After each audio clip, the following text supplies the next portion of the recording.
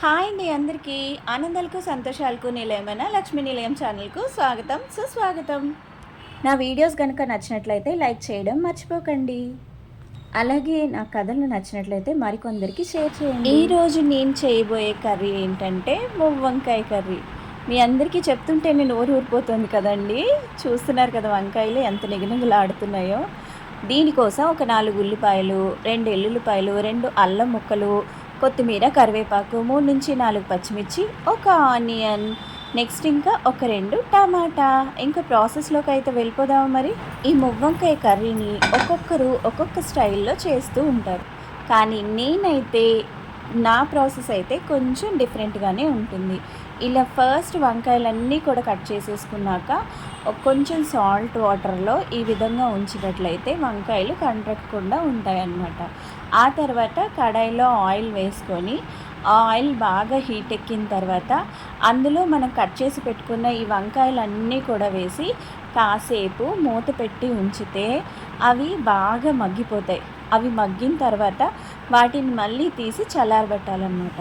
నేనైతే ప్రాసెస్ అనేది కొంచెం డిఫరెంట్గానే ఉంటుంది, కానీ టేస్ట్ మాత్రం వేరే లెవెల్, అంటే నెక్స్ట్ లెవెల్లో ఉంటుందన్నమాట. తప్పకుండా ఇలా ట్రై చేసి చూడండి, వదలకుండా తింటారంటే ఖచ్చితంగా నమ్మండి. చూసారు కదా, ఈ విధంగా సాల్ట్, ఆ తర్వాత పసుపు కూడా వేసి కాసేపు మూత పెట్టి ఉంచారంటే అవి బాగా దగ్గరికి మగ్గిపోతాయి అన్నమాట. అలా మగ్గిపోతే వంకాయలు ఫస్టే కొంచెం బాగా మెత్తగా ఉడికిపోతాయి. అలా ఉడికిపోయిన వంకాయలు మనం ఎక్కువసేపు బాయిల్ చేయాల్సిన అవసరం ఉండదు. ప్లస్ ఇవి బాగా ఆయిల్లో ఫ్రై అయిపోతాయి కాబట్టి ఫస్టే మెత్తగా వంకాయలన్నీ కూడా ఉడికిపోతాయి. ఇప్పుడు ఈ వంకాయలన్నింటినీ కూడా మనం పక్కకు తీసి పెట్టేసుకున్నాం. ఇవన్నీ కూడా చల్లారబెట్టాలి. ఆ తర్వాత అదే కడాయిలో హోల్ గరం మసాలా, యాలకులు, మిరియాలు, తర్వాత కాస్త జీలకర్ర మీకు నచ్చితే వేసుకోండి. నేనైతే జీలకర్ర పొడి వేస్తానన్నమాట, అందుకని నేను వేయట్లేదు.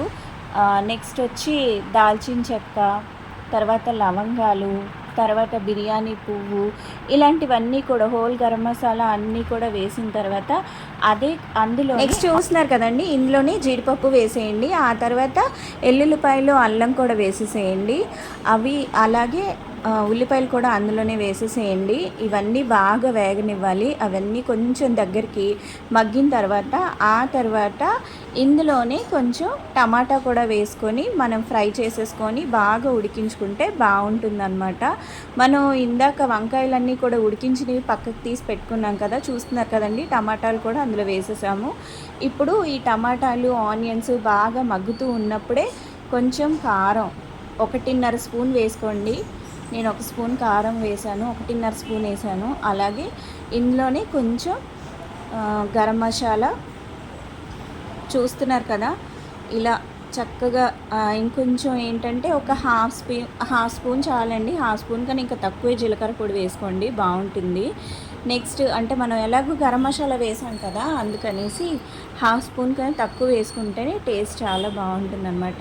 ఇవన్నీ కూడా బాగా దగ్గరికి మగ్గిపోయే వరకు బాగా ఫ్రై చేసేసేయండి. ఇవి ఫ్రై అయిన తర్వాత వీటన్నింటినీ కూడా ఒక ప్లేట్లోకి తీసుకొని ఇవన్నీ కూడా బాగా చల్లారిన తర్వాత కాస్త మసాలా ముద్దలా చేసుకోవాలన్నమాట. ఇంకెందుకు ఆలస్యం, కథలోకి అయితే వెళ్ళిపోదామా. ఈరోజు నేను చెప్పబోయే కథ ఏంటంటే స్నేహం కోసం. ఇలా స్నేహం కోసం ఇంత మంచిగా ఉండే ఫ్రెండ్స్ కూడా ఉంటారా అని మీరే అంటారు విన్నా. ప్రపంచాలు, ప్రయారిటీలు వేరైనా మన కోసం నిలబడే ఒక్క లాయల్ ఫ్రెండ్ ఉన్నా చాలు.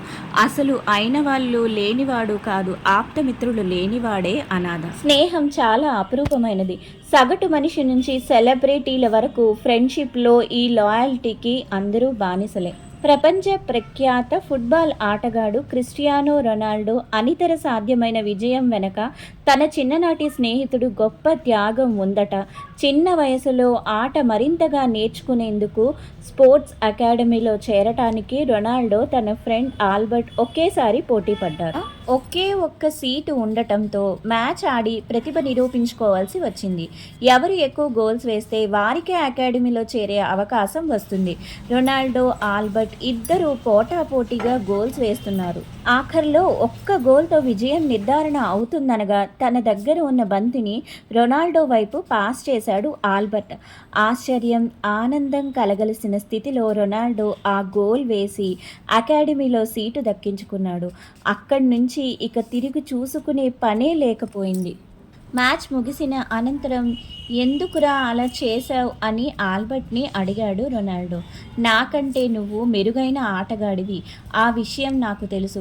ప్రపంచం చూపు నీ వైపు తిప్పుకునేంత గొప్ప ప్రతిభ నీలో దాగి ఉంది.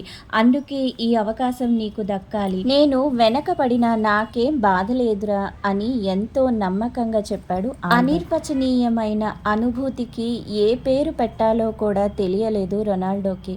అంత చిన్న వయసులో అంత మంచి మనసుతో తన మిత్రుడు చేసిన సాయాన్ని పూర్తి స్థాయిలో సద్వినియోగం చేసుకున్నాడు. చెమటోడ్చి పగలు రాత్రి సాధన చేసి విజయ తీరాలకు చేరాడు. కానీ తన స్నేహితుడి చేయి మాత్రం ఎన్నడూ వీడలేదు.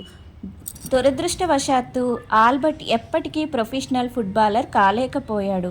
అయినప్పటికీ అతడి బాగోగులన్నీ రొనాల్డోనే చూస్తున్నాడు.